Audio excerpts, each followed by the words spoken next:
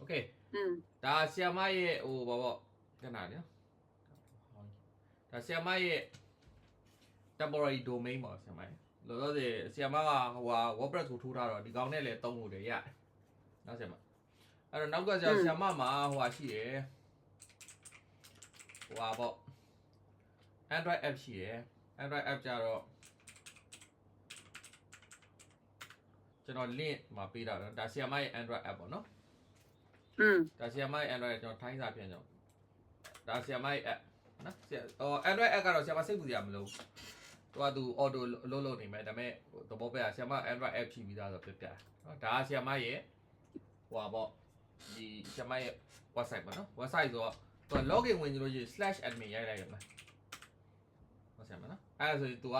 မေးလိမ့်မယ်နော် login ဝင်မှာဆိုလို့ရှိရင်ဆီယမကျွန်တော်ကိုပေးထားတဲ့ Gmail တစ်ခုခုနဲ့ login ဝင်လိုက်နော်ကျွန်တော်ကတော့ဒီမှာကျွန်တော် email လေးထည့်ထားတော့ကျွန်တော် email နဲ့ပဲကျွန်တော်ဝင်လိုက်မယ်အထက်ရောက်သွားတယ်မနော်အထက်ရောက်သွားပြီဆိုရင်ဒီမှာအပေါ်မှာအမဲတန်းလေးပေါ်လာလိမ့်မယ်အဲ့ဒါဆီယမ admin ရပြီဆိုပြောတာအဲ့ဒီကနေဒီမှာ dashboard ကိုနှိပ်လိုက်မယ်နော်ဒါဆီယမဒါကကြတော့ဆီယမ bill ပေးဖို့ဒီလောက်တဲ့ bill ပေးဖို့ကြံနေလို့ပေါ်နေတာရတယ်အဲ့ဒါဟို bill လေးတာနှိပ်ထားလို့ရတယ်ဒါပေမဲ့ bill ကတစ်လားကြော်ရင်တော့ site က auto ပိတ်သွားလိမ့်မယ်နော်ဆီယမနော်ပေးလို့ရှိရင်ပြန်ဖွင့်လိုက်မယ်အဲ့တော့ဒီကောင်ကကြတော့ဒီမှာဆီယမရဲ့သွားကြည့်ရှိ page ကကြတော့သူ့ရဲ့ page ရဲ့ setting ပေါ့ဆီယမလေးခြင်းတဲ့ setting တွေကိုဒီမှာပြင်ရမယ်နော်setting ဒါရဲ့ setting တွေထည့်ရမှာဥပမာဟိုပေါ့ဒီဟာဆိုရင်ဆီယမရဲ့ပေါ့ဒီမှာ Android Score URL ဆိုရင်ဒီမှာထည့်ဒီမှာ copy ကူးပြီးတော့ဒီမှာဒါပေါ့သူ့ရဲ့ဆီယမရဲ့ information တွေပေါ့နော်ဒီနေရာမှာ save လုပ်လိုက်လို့ရှိရင်သူ auto salam ဟိုဖြစ်သွားလိမ့်မယ်နော်အဲ့တော့ရှိမယ်ပြီးတော့ contact mail တို့နော် primary phone တို့ဒါဆီယမကြိုက်တာထည့်နော်ဒါရဲ့ Apple တွေဒါဆီယမရဲ့ဒါ Messenger ကျွန်တော်ထည့်ပေးထားတယ်နော် Facebook ဆီယမရဲ့ဒါဆီယမရဲ့ Facebook ဒါဆီယမရဲ့ Instagram နော်ဒါဆီယမရဲ့ Twitter အကုန်ကျွန်တော်ရတဲ့ information တွေအကုန်ထည့်ထားပေးတယ်ပေါ့နော်အဲ့တော့ key page ကြတော့ဆီယမပေးတဲ့ information တွေဒီမှာထည့်ရမယ်ထည့်ပြီးတော့ဒီမှာ QR ကို scan လုပ်ပေးရနော်ဆီယမနော် QR scan ကိုထည့်ပေးလို့ဆိုတော့ကျွန်တော်ဟာထည့်ပေးထားတယ်နော်ဆီယမနော်ဒါကတော့ဒီ page ရဲ့ဟာ information တွေပေါ့နော် page ရဲ့ဟာဒီမှာလို့ရှိရင် page မှာရှိလို့ရှိရင်ဒီ information တွေတစ်ခါတည်းဒီမှာပြင်ရမှာပေါ့နော်ဆရာမနောက်တစ်ခါကျစောင်းမတွေပေါ့စောင်းမတွေကျတော့ဒီမှာပြင်ရမယ် article ရဲ့အောက်မှာပြင်ရမယ် article create လုပ်လိုက်မယ်ဆိုရင်ဒီမှာစောင်းမတွေတစ်ခါတည်းဒီမှာရေးပြီးထည့်လို့ရနော်ဆရာမနော်ဒါကတော့ကျွန်တော်တို့ဆရာမ WordPress ရဲ့သုံးနေကြဖြစ်လိမ့်မယ်ထင်တယ်ဒါမှမဟုတ်လေသုံးမယ်ဆိုလို့ရှိရင်တွားလွယ်ပါတယ်ခေါင်းစဉ်ရေးမယ် description ရေးမယ်ဆိုရဥပမာအပြင်ကျွန်တော်ရေးပြမယ်ခေါင်းစဉ်အပြင် sample article 01ပါเนาะအဲ့တော့ description လို့ sample description 01ပါเนาะအဲ့လိုထည့်လိုက်ရင်ရတယ်ပြီးတော့ category တော့เนาะ category လေးရှိတယ်ဆိုရင်ဆရာမကြိုက်တာထည့်လို့ရတယ်ကျတော့ media blog ကြတော့ तू ကစာနဲ့ပုံနဲ့ညှက်တဲ့နေရာမှာသုံးတယ်เนาะအဲ့ဒါမသုံးမင်းနဲ့ဒီတိုင်း edit traditionally ဒီမှာအလုပ်လုပ်လဲဒီမှာတစ်ခုပေါ့နော်ပုံလေးတစ်ခုနဲ့ထည့်ပြီးတော့လုပ်ထားလဲအဆင်ပြေပါတယ်နော်ဆရာမဒါကြောင့်ဆရာမ wide screen လုပ်လို့ရတယ် square လုပ်လို့ရတယ် portrait လုပ်လို့ရတယ်ပေါ့နော်ဒါပေမဲ့ဒါတွေကတိတ် complex တော့ပေါ့ဒါတွေကိုဆရာမခေါင်းထဲမှာသိမ့်တဲ့ပုံထည့်တယ်ခေါင်းစဉ်ထည့်တယ်စာထည့်တယ်ဒါပဲပြီးတော့ add လုပ်လိုက်ပေါ့နော် add လုပ်လိုက်ရင် article တက်သွားမှာပေါ့နော်အဲ့ article ကိုဒီမှာ visit site မှာကြည့်လို့ရှိရင်လည်းအဲ့ article တက်သွားလိမ့်မယ်နော်ဒါတော့ဆရာမရဲ့ article ပေါ့ article category ကြတော့ဆရာမရဲ့ article category ဥပမာ biography တို့လိုမျိုးဥပမာအတစ်ထည့်ရဆို biography ဘာတွေထည့်ပြဥပမာဆိုရင်စာပေဟောပြောပဲပေါ့နော်ဆရာမစာပေလို့မစာ sorry နော်ကျွန်တော်စာမေ့တယ်စာပေဟောပြောပွဲအဲ့လိုမျိုးပေါ့နော်ခေါင်းစဉ်လေးတွေနဲ့တိန်းလို့ရတယ်ဒါကတော့အဲ့ဒါဆိုရင် article create လုပ်တဲ့အခါမှာဆရာမဒီမှာစာပေဟောပြောပဲဆိုပြီးတော့ဆရာမခေါင်းစဉ်တွေတော့သူ auto ချိတ်ပေးသွားလိမ့်မယ်တော့စနစ်ကတော့WordPress တက်အများကြီးလွယ်အောင်လုပ်ထားတယ်သူ့မှာတိတ်ရေးရှိစရာမလို article author ကြတော့ဆရာမမလို့ဆရာမ1 article author မလို့ဒါ article author ဘယ်လိုမျိုးလဲဆိုတော့တချို့ article တွေကြတော့2ယောက်3ယောက်ဝိုင်းရေးတဲ့ဟာမျိုးကြီးရှိတယ်အဲ့အတွက်ထည့်ပေးတာဒါပေမဲ့ဆရာမအတွက်ကတော့မလို့ article ကမေ့ထားလို့ရတယ်ဒါဆိုကြဒီကဟို product ပေါ့နော် product ကဆရာမရဲ့ product ပေါ့စရောင်းတဲ့နေရာပေါ့နော်ဆရာမရဲ့စရောင်းတဲ့နေရာဖြစ်တယ်အဲ့တော့ product ကလည်းအဲ့ဒီနေရာမှာထည့်ရမယ်နော် product category ကလည်း article category လို့ပဲ ဆရာမမှာဥမာဆိုလို့ရှိရင်ဥမာဆရာမ fiction တွေရေးမယ်science fiction ရေးမယ်ဟုတ်လား non fiction ရေးမယ်ဒါမှမဟုတ်လေတခုပေါ့နော်documentary ရေးမယ်အဲ့ဒါမျိုးတွေကို product category နဲ့လုပ်ပြီးတော့ခွဲလို့ရတယ် order report ကြတော့ဆရာမရောင်းခဲ့တဲ့ဟာတွေပေါ့နော်ရောင်းတဲ့ဟာတွေအားလုံးကိုကျွန်တော်တစ်ခါတည်းကြည့်လို့ရတယ်ဒီမှာဒီနေ့ရောင်းတဲ့ဟာမျိုးဒီဘက်ရောင်းတဲ့ဟာဒီလရောင်းတဲ့ဟာဒီနေ့ရောင်းတဲ့ဟာ overall ရောင်းတဲ့ဟာဆိုပြီးတော့ကြည့်လို့ရတယ်ပေါ့နော် order tab ကြတော့ဆရာမအခုလုပ်ထားတဲ့ tab တွေကိုမြင်ရလိမ့်မယ်နော် best seller ကြတော့ဆရာမဘယ်ဟာစာအုပ်တွေကရောင်းရတယ်ဘယ်စာအုပ်တွေကဘယ်လောက်ရောင်းရတယ်ဆိုတာကိုသူက information တွေနဲ့ဖော်ပြပေးတယ် low stock ကြတော့ဆရာမအတွက်မလို့ဘူးဘာလို့ဆိုဆရာမက PDF ဖြစ်တဲ့အတွက် infinite stock ဖြစ်တယ်အဲ့တော့ low stock ကတော့တားကြီးမလို့ဘူးဒါပေမဲ့တကယ်တချို့စာအုပ်တွေပေါ့နော် physical စာအုပ်တွေကိုဆရာမရောင်းနေတယ်ဆိုရင်တော့ဒီနေရာအသုံးတဲ့လိမ့်မယ်နော် order ကြတော့ဆရာမလောလောဆယ်ရှိတဲ့ order တွေကိုတန်းစီပြီးမြင်ရလိမ့်မယ်နော်ဒီဟာတွေက order တွေပေါ့နော်ဆရာမဟိမြင်ရလိမ့်မယ်အဲ့တော့ဒီမှာလုပ်လို့ရတယ်ဥပမာဆိုရင်ဒါဆိုရင်slit တွေပါကြည့်လို့ရပါတော့ဒါကတော့ slit မပါ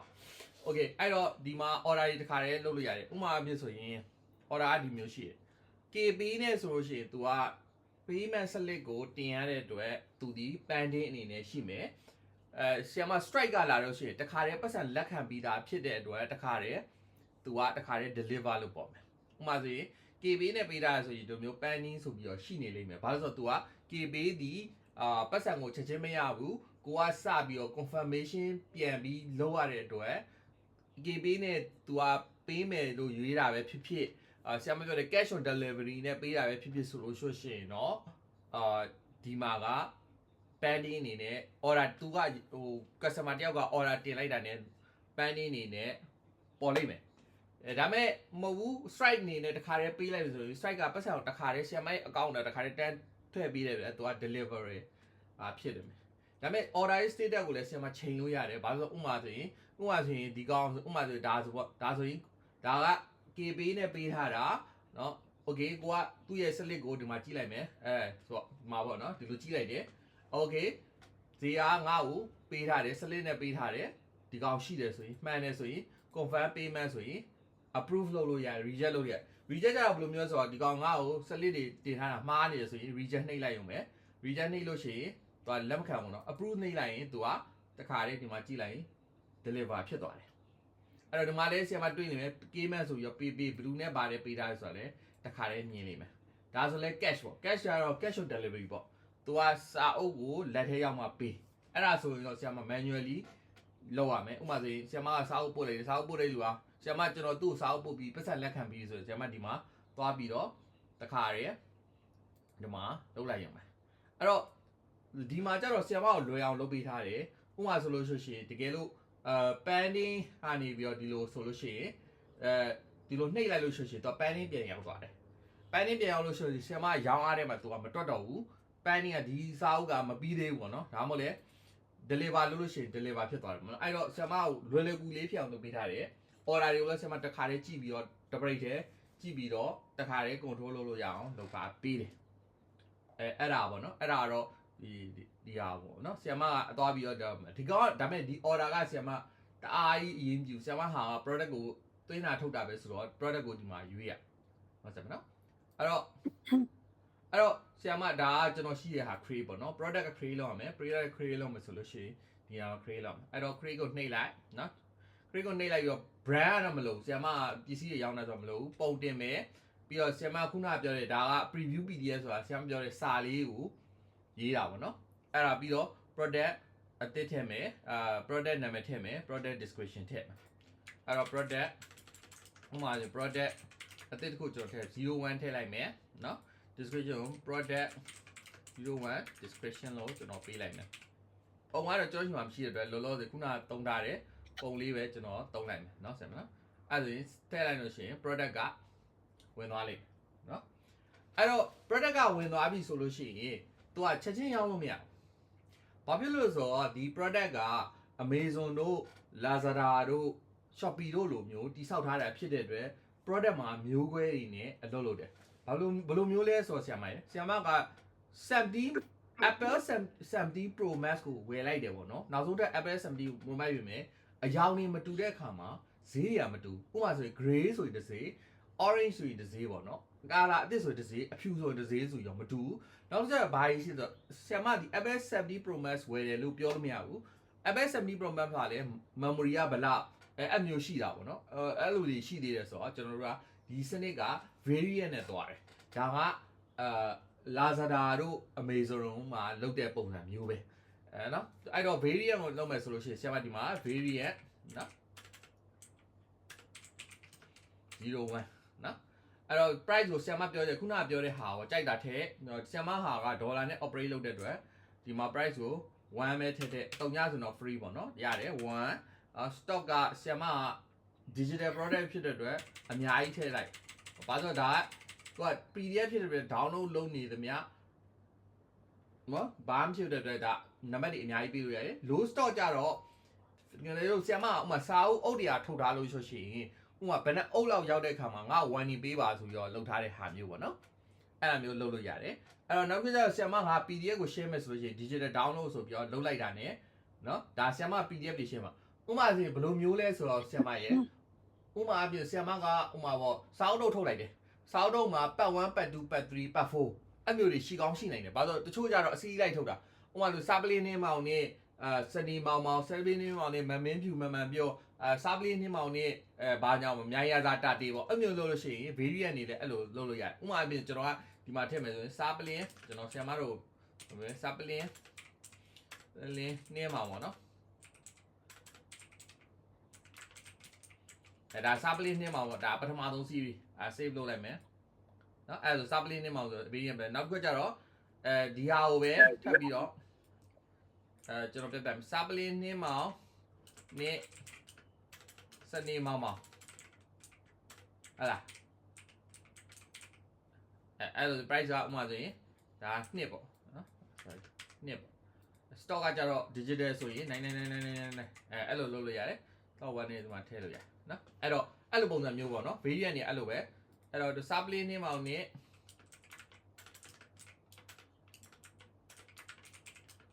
နော်မြိုင်ရာစာအတီ price ကဒါကြ3ပေါ့နော်အဲ့လိုမျိုးပေါ့နော်သူကဟို system က advanced ဖြစ်ပေမဲ့သုံးတဲ့လူကလွယ်ကူနဲ့လုပ်လို့ရအောင်လုပ်ထားတယ်တကယ်လို့ digital download ဆိုဆရာမဒီဟာလေးကို update လုပ်ပြီး PDF လေးတင်လိုက်ရင်ရပြီအဲ့တော့သဘောကတော့သူ product ဒီ variant နဲ့အလုပ်လုပ်တယ်အဲ့တော့ product ကိုနှိပ်လိုက်တဲ့ခါမှာအဲ့ဒါမျိုးဘယ်လိုမျိုး effect ဖြစ်လဲဆိုကျွန်တော်ရှင်းပြမယ်အဲ့ဒါ okay ဆရာမကဒီမှာနော်ဟိုဟာပေါ့ဥမာပေါ့ဒါဆိုသူကရောက်သွားပြီ okay ဆရာမဒီမှာ product ပေါ့နော်ဒါဆို sample article 1လို့လုပ်လို့ဆိုရှင်နော်ဒါဒါမဟုတ်စာဆောင်းပါဆိုဒီမှာဒါ product ပေါ့နော် my book ဆိုဒီမှာ product ကိုလုပ်လို့ရှိရင်ဒီမှာကြည့်လို့ရှိရင်ဒီမှာဆရာမထည့်လိုက်တယ်ပေါ့နော်ထည့်လိုက်လို့ဆိုကျွန်တော်တို့ဒီမှာစာပလင်းနေမအောင်ဆိုပြီးတော့ကျွန်တော်စာအုပ်နော်ဆိုကျွန်တော်ပူရှင်းအောင်ကျွန်တော်လုပ်ပေးလိုက်မယ်နော်ကျွန်တော်ဒီမှာရှင်းပြမယ်စာရေးဆရာမင်း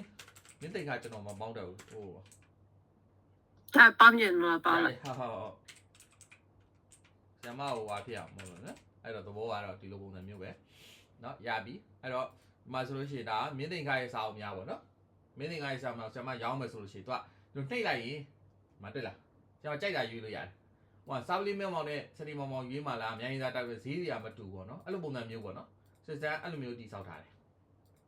အဲ့တော့ဒီကောင်ထိပ်ပြီး educate ထည့်လိုက်မယ်ဆိုရင်ဒီမှာeducate တွေရောက်သွားတယ်ပေါ့နော်အဲ့ဒါပဲဆရာမ system ရဲ့သဘောတရားတော့အဲ့ဒါလေးပဲအဲ့တော့ဒီမှာပြန်ကြည့်လို့ရှိရင်ဆရာမတားကြီးခေါင်းထဲမှာမစားနဲ့ဆရာမအဓိကလိုတာက article ရဲ့ article တော့မလို့တကယ်တမ်းဆရာမ article ကြတော့ဆရာမ Facebook မှာ post တင်တာပေါ့နော်ဆရာမအဓိကဒီထားမှာ product ရင်းနဲ့ order နဲ့အဲ့နှစ်ခုသိရင်ရတယ် product ရယ် order ရယ်အများကြီးခေါင်းမစားနဲ့ကျွန်တော်ရဲ့လုပ်နေနေတည်သွားလိမ့်မယ် product ကကြတော့ variant နဲ့အလုပ်လုပ်တယ်ဘာလို့ဥမာကျွန်တော်ပြောသလို Amazon 70 Pro Max မှာ color တွေအများကြီးရှိသလိုပဲproduct ကလည်းအဲ့လိုမျိုး variant တွေရှိတယ် order ကြတော့ဆရာမဟာ order တွေပေါ့ဒီ order ကိုဆရာမ proceed လုပ်အဲ့နှစ်ခုသိရင်ဆရာမရပြီကျွန်တော်